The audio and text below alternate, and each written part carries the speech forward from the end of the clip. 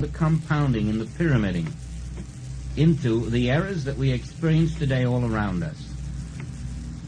Now, the minute you know that all these errors are in the physical universe, but you have the secret that it is a spiritual universe, what is there to fight? All of the material errors in the world are what, if it is a spiritual universe? Nothing. Nothing. But you see, there's still this physical you standing there, and that's the fellow who's in the way. Ah, but you're not a physical being either. You are spiritual being in a spiritual universe, and until you make that transformation from physical being to spiritual being in your consciousness, you're always going to be fighting matter, or lack of it, or deterioration of it, or the so-called power of it. When you are a spiritually conscious individual, there's no matter to fight. Now that's the other side of the coin, and that's where your emphasis should be put from this point on. You know the letter of truth. If you hear it 20 more times, it won't change. It's going to be the same letter of truth.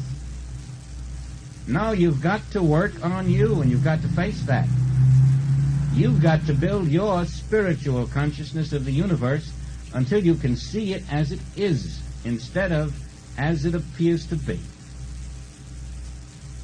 You are your target. You and you alone. And in the demonstration of spiritual consciousness in yourself, every problem in the world is dissolved unto the light of your Christhood. Instead of 5 million problems, work on the one which is the beholder. And watch what happens. As that beholder becomes more spiritual in realization, so does the outer world become. The inner consciousness becomes the outer manifestation. And so when Jesus looks out, pick up your bed and walk, because the consciousness there sees the Christ, the Christ, the Christ. The Christ is doing the looking, so the Christ sees itself in all things. You, being that Christ, that spiritually aware one, look out and see yourself in all things, your infinite self. Now let's take a practical way of building that. Let's go into our little stone carved out of the mountain without hands.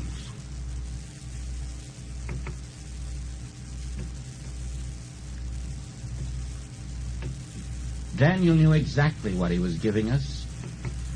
A stone carved out of a mountain without hands. And now as you contemplate that, sometimes a very peculiar thing happens. That stone begins to be active. It begins to carve right out of the mountain of your consciousness. It carves a little hard core of truth. And that little hard core of truth can never be moved by the appearances of this world. You crawl into that hard core and pull all of yourself into it and stand there in that hard core of truth, that stone. And you'll look out and you'll see all the changing pictures of this world, but that stone won't be moved.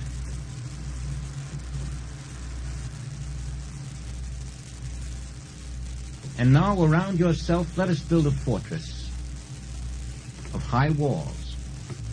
And the first wall will be immortality. Immortality. Now the world is going to throw all kinds of little cannons at that wall. They're going to tell you about deaths all over the place. Radar plane falls down, 8 die. Apollo blows up, 3 die. Big articles all over the place about death. Those are the cannonballs coming at you. Do you have the consciousness of immortality? Then what does death mean to you? You begin quietly at your social events, at these housewarmings, at parties, with friends, wherever you are. Somebody tells you about Uncle John who just died. You're quietly saying, he just doesn't know. It's a lie. You are refuting within yourself every claim of death, every hint of death, every suggestion of death, until you have a consciousness of immortality.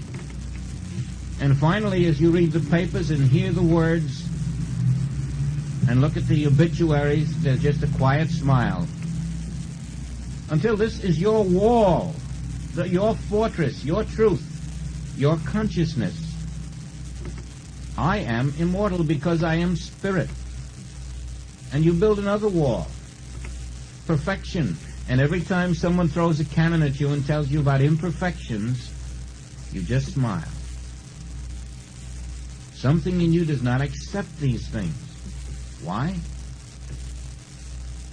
Because all there is a spiritual universe, and spirit is God. And you build these walls: immortality, eternality, infinity, invisibility, harmony, perfection, abundance, love, truth. This becomes your consciousness, and now you move them out to the extreme distances of infinity. And all that is encompassed within infinity are those truths, and that is your consciousness.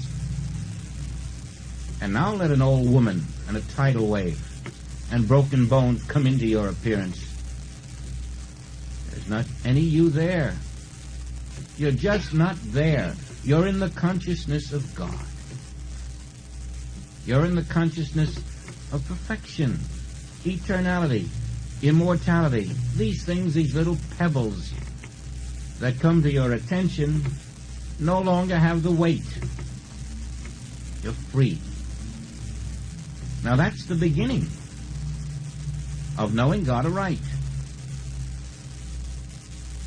And as these walls become higher and push out further toward infinity, you'll discover that life eternal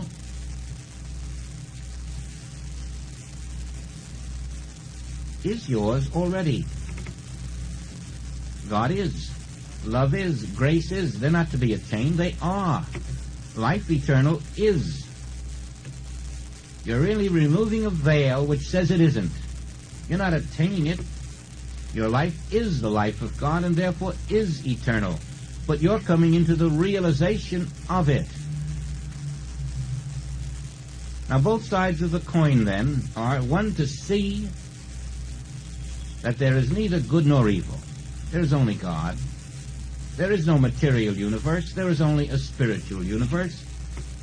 And two, to include yourself in that spiritual universe and not keep yourself out here as a physical beholder.